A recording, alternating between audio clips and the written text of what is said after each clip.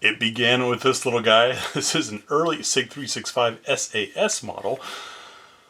The 365 changed the way we see concealed carry. The lightweight, comfortable single stack 9 that had been ruling the roost for that was replaced by these tight double stacks, some people call them stack and a half, that in the same amount of space gave you about 50% more capacity without getting much bigger as a gun.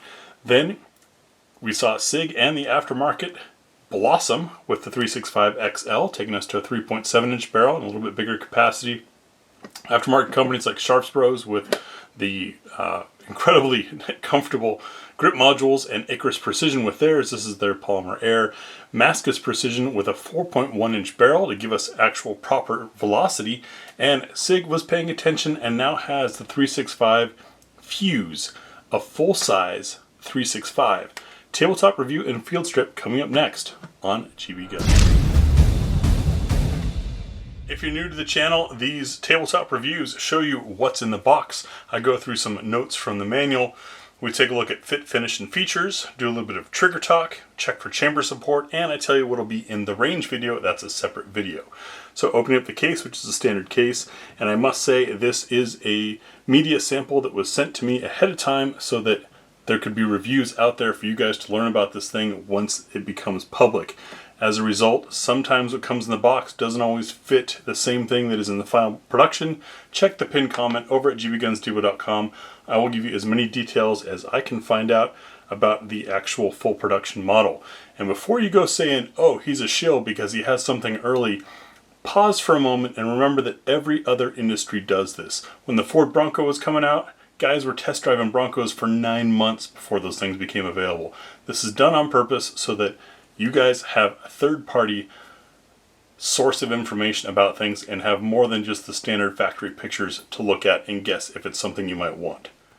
No money exchanged hands, but I was sent a gun to review because guess what? It's pretty hard to give you guys that third-party opinion unless I have something in hand.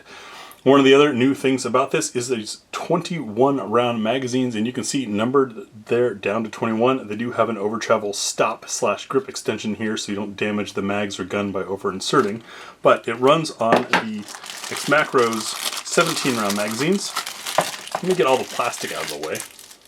And quite possibly because it's a media sample, this did come with the new Romeo X, although this is a new model with glass front and rear. I gave you guys a sneak peek of this without the rear glass, so we now have a fully enclosed optic from Sig over on gbgunsdepot.com.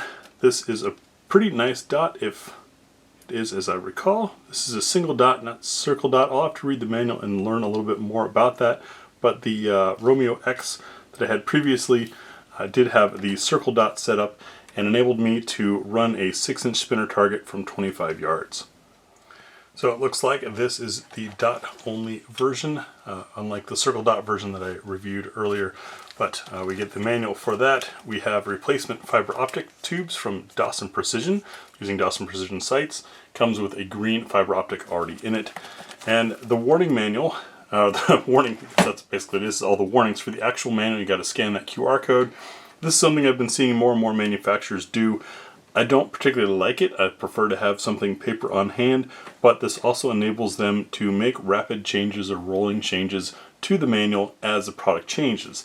And if you know anything about Sig, or you've noticed, they make a lot of rolling changes in their production. We also have a chamber flag here. We have 2 additional back straps. That's right, replaceable back straps on a 365. I think that's pretty cool. YouTube won't let me show you how to do this, but you've got to pop a pin out, and it appears this magwell will have to be removed. There's the 17 rounder that came in it, and to give you a look, there's the 21 rounder, which does stick out quite a bit, but it's still slim. I don't know of another 21 round gun that is that thin. That's the box stuff. Let's get that out of the way and finally take a look at the gun. There we are. So, first things first that I notice immediately are some styling differences. This slide design is a bit different than what we're used to seeing from Sig. Nice deep serrations. They are not sharp. I don't think that would end up being painful over time. And a nickel boron covered At least the trigger is. We'll see if the rest of the FCU is.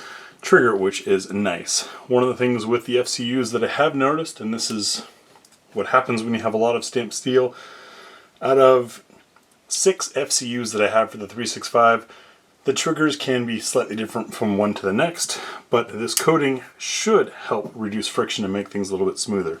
But let's get on with our standard tabletop review. Check and clear. We'll look for magazine ejection or release. And we have release. There is no hop there whatsoever, but you should have no trouble with the magazines falling out thanks to the fact that we've got a metal body and a polymer frame. They are ambi cut for the reversible magazine release. Witness windows on the back all the way down and numbered. Thank you, Sig. I appreciate that. Coming up front, our barrel fitment is tight. Our barrel lockup in the slide is tight. You can see kind of an angle here, slightly narrowing the nose. I'm curious how much of this is weight reduction, because as we've gone to a 4.3 inch barrel now, we've made things a little bit heavier. Looks like a polymer guide rod, more on that when we get inside. Slided frame, we've got play vertically and side to side, as we've come to know from guns that have 2 rail spots way back here. The longer the slide is, the more leverage you have, the more play will be here. Does that affect accuracy? No, because each time the slide moves, you're looking down the sights. So long as the barrel to the slide is tight, your aim will be fine, and guess what? You're refining your aim after taking that shot anyways. Underneath, we've got 3 slots of actual pick rail, which is nice. This being effectively a duty-sized gun, despite the lightweight and slimness, you'd want to add a light, and that's another place where Sig has recently made some advancements. You may be familiar with the Foxtrot 1X for the 365 and the Foxtrot 2, which had the toggle style switches, and the problem has been either that it's been a Sig proprietary rail, which locks you in, or it's got a pick rail like this if you haven't previously had an aftermarket grip module, but then you go to add something like a TLR1 and it's bigger than the gun is. It's broader than it, which can be kind of a pain in the butt and drops the advantage of the slimness. So now the Sig Foxtrot 2R came out. This is a 700 lumens light that is itty bitty, and I think that's pretty cool. Is it as powerful as your giant TLR1? Probably not. Will it get the job done? Yes. Is it better than no light? Yes. Off the rail, we have no texture on the front of the trigger guard. Gosh, that trigger guard looks broad in comparison, but it's still just a 1.1 inch wide gun. Slight upward angle instead of a double undercut on the trigger guard here, and plenty of radiusing, nice and smooth and rounded under here for grabbing from the holster to make things good and comfortable. You can see the texturing on this is an interesting kind of stipple microfissure blend that is not aggressive on the skin. Maybe a little bit of scratch, but not too rough. And we also have a magwell here, and you can see that magwell actually has a little bit of step, but certainly helps to funnel. Now, I am always a proponent of the fact that when you have a double stack single feed magazine, that your magazine body is an inverse magwell. You shouldn't need a magwell, but sometimes it makes for a great spot for a pinky to keep your pinky out of the way for slamming in a mag without getting pinched. That I appreciate. Coming up the back, sled frame is much tighter in the rear, which makes sense. And you can see our blacked out rear and green fiber optic sight, as well as that that Romeo X red dot on there lined up. Coming around the right side of the gun, no extra controls here, but the magazine release is reversible. Next, we'll field strip the P365F and take a look inside the gun. I'm curious to know which recoil system they're using, if they stuck with the XL length or created a longer one. Now, field stripping the 365F is going to be like the other 365, so we're going to lock to the rear, of course, make sure it's clear, rotate this lever downward, and then bring the slide forward, and no need to pull the trigger, which is something I appreciate. Now to that question that I had. This is a longer guide rod. I'm pretty darn sure of it. and it's on a polymer rod, which I find interesting. It does keep things lightweight. In the Glock days, a lot of people complained about that, said it chattered up and wore out. I have not seen that on a modern firearm. For comparison's sake, here is a standard XL length guide rod, so it is indeed a longer. Now we can also take a look at that FCU and see if any of the rest of the internals were coated. And it appears, in fact, this looks different. No? Yes. There's a different coating on this altogether. Looks like they've changed some things again. Interesting setup there. And now to unlock our barrel, like any Browning action, tap it loose, move it forward a little bit, and it'll come out the back. We can take a look inside of our slide. All nicely done. Interesting cut on that dust cover there. And you can see that the mounting holes, the screws for the optic do come down from the top, but they just bored all the way through to make room for that. Interesting setup. Next we'll check for chamber fit.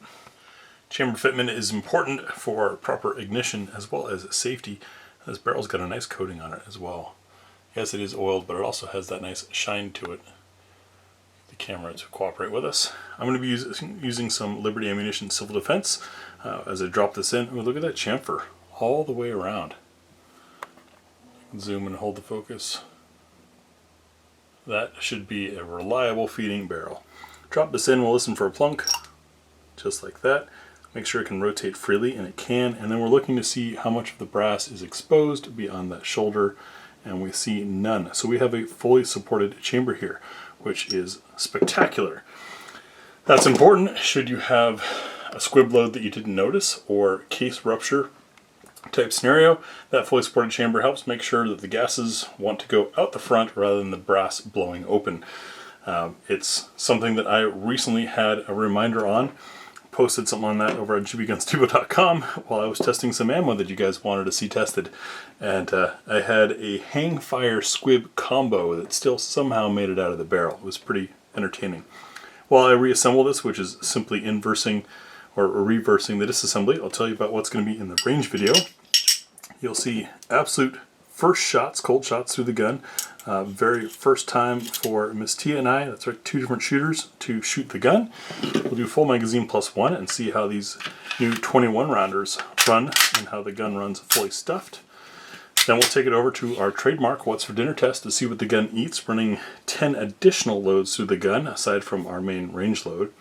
We'll take it over to the spinner for sights and trigger control, which should be good with this dot and pretty easy with a larger gun. It should be extra recoil control as well as extra muzzle energy thanks to that longer barrel.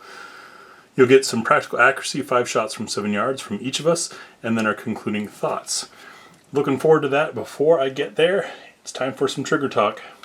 Now when it comes to trigger talk, I have shot enough guns, over 400 handguns reviewed now, and spent more than 50 days in training courses at mid to high level courses to know that trigger weight really doesn't matter so long as it's not absurdly light or heavy. So I don't give you the poundage, I just give you the feel, because that to me is what is important.